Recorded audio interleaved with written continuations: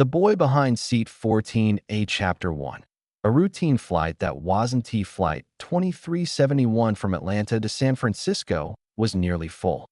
What started as an ordinary, coast-to-coast journey on a late autumn afternoon quickly became a vivid illustration of America's lingering complexities, ones that many hoped had been left behind, but often resurfaced in unexpected ways. For Dr. Nathaniel Carter, a 44-year-old cardiothoracic surgeon, this was meant to be an easy ride. Returning home after delivering a keynote presentation at a major medical conference, he had upgraded to premium economy, hoping for a bit of extra legroom and a peaceful 5 hours in the air. Instead, his seat, 14A, became the epicenter of an incident that would challenge assumptions and force moments of reflection among passengers who had boarded the plane expecting nothing more than a smooth ride. Seated behind him was 8-year-old Oliver Brenner, a bright-eyed, blonde-haired boy whose cherubic looks belied the persistent, disruptive energy he would bring to seat 14A. Oliver's behavior and how it was handled, or wasn't, would ripple far beyond his immediate surroundings, testing patience, empathy, and society's unspoken rules. And then there was Ava Martinez, a veteran flight attendant with 17 years in the sky. Ava had handled her fair share of difficult passengers, unpredictable weather, and tense situations. But the unfolding events on this flight would test her ability to navigate not just customer service, but a deeper moral responsibility. Chapter 2. Boarding Calm. Beneath which lay Storm's Nathaniel Carter boarded early, stowing his black leather messenger bag neatly in the overhead bin before settling into 14A.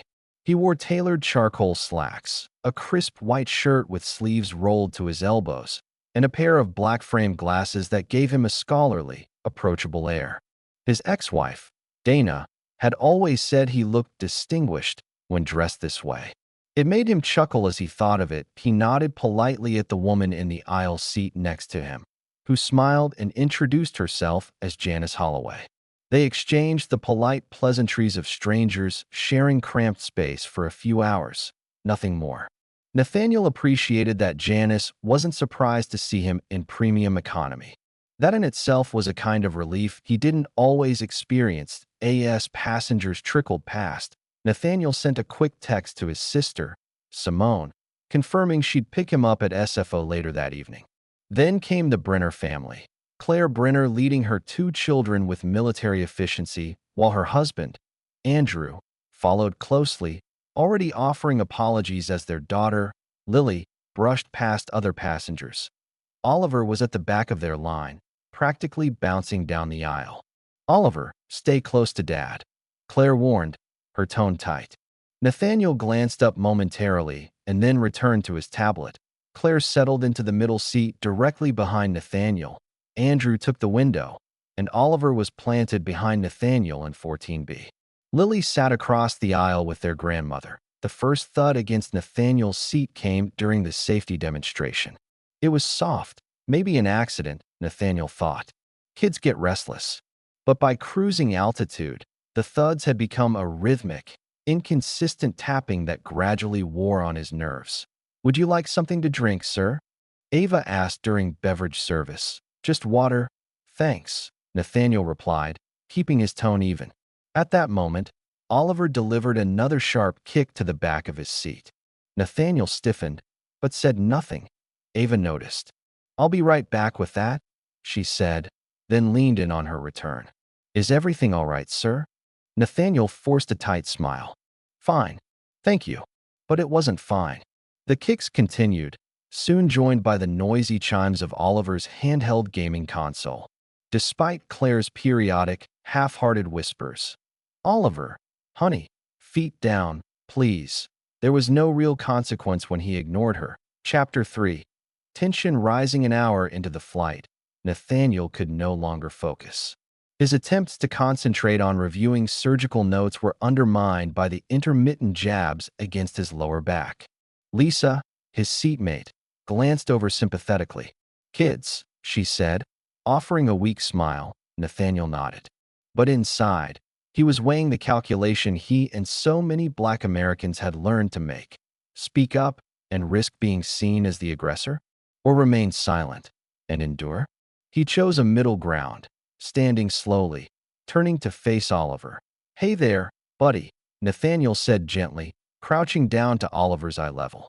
"Would you mind helping me out and keeping still? I'm trying to get some work done." Oliver blinked at him, feigning innocence. "Sorry," Claire murmured quickly, barely looking up from her magazine. Andrew kept his eyes on his phone. Oliver nodded, but was back to kicking the seat within minutes, this time with more deliberate force. Ava watched all of this unfold as she moved through the cabin. She had seen these dynamics before, but something about the passivity of the parents and the clear discomfort of Dr. Carter bothered her deeply. Approaching Claire, Ava offered, "I have some coloring books in the galley. Maybe Oliver would like one." Claire waved her off. "He has his game. He's fine." Ava nodded tightly. "For now, but we still have 3 hours left. We'd appreciate your help keeping things quiet." The passenger in front of Oliver is trying to work. As if on cue, another kick landed on Nathaniel's seat. Chapter 4. The turning point. Minutes later, the situation escalated. One particularly hard kick jarred Nathaniel's tray table, toppling his water onto his tablet and notes. "Damn it," he muttered, grabbing napkins to mop up the mess. Lisa helped, shooting a sharp look behind them. Ava rushed over with more napkins. "I'm so sorry," she said. Nathaniel's jaw tightened. "It's fine," he said, though his tone belied his words. Behind him, Oliver giggled. Andrew finally took notice, snatching the game from Oliver's hands. "That's enough." But his scolding lacked conviction. Oliver crossed his arms and refused to apologize. Claire muttered, "Apologize to the man." Nathaniel heard it. Not Dr. Carter. Not even Sir. Just the man. The subtle dehumanization wasn't lost on him. Ava, too, picked up on it, feeling an old, familiar anger rise. Ava knew it was time. "Mr. and Mrs. Brenner," she said, "may I speak with you privately?" They resisted at first, but eventually followed her to the galley. Miguel, Ava's co-attendant, stood nearby, a silent show of support. Ava laid it out plainly. "This disruption has lasted over 2 hours. We need a solution. One of you should switch seats with Oliver, and the game stays off for at least an hour." Claire bristled. "That seems extreme." "Not as extreme as documenting this as a formal incident," Miguel added smoothly. Reluctantly, Claire agreed. She switched seats with Oliver and confiscated his game, but not before Ava addressed one more issue. "I've noticed," Ava said carefully, "that you haven't once addressed Dr. Carter by name or title. It makes me wonder if your reluctance to intervene firmly has something to do with assumptions you've made about him." Andrew flushed red. "Are you calling us racist?" "I'm not calling you anything," Ava said. "I'm just asking you to consider whether you would have reacted the same way if Dr. Carter were someone else." There was no immediate response, but the message landed. Chapter 5. Resolution and reflection. Back at their seats, Claire told Oliver, "You're sitting by Daddy now, and you're not getting your game back." Andrew backed her up with surprising firmness. Ava approached Nathaniel. "Can I get you anything else, Dr. Carter?" "I'm fine, thank you," Nathaniel replied, his voice steady but appreciative. The tension in the cabin eased. Conversations slowly resumed. Nathaniel spoke quietly with Janice, discussing parenting and education.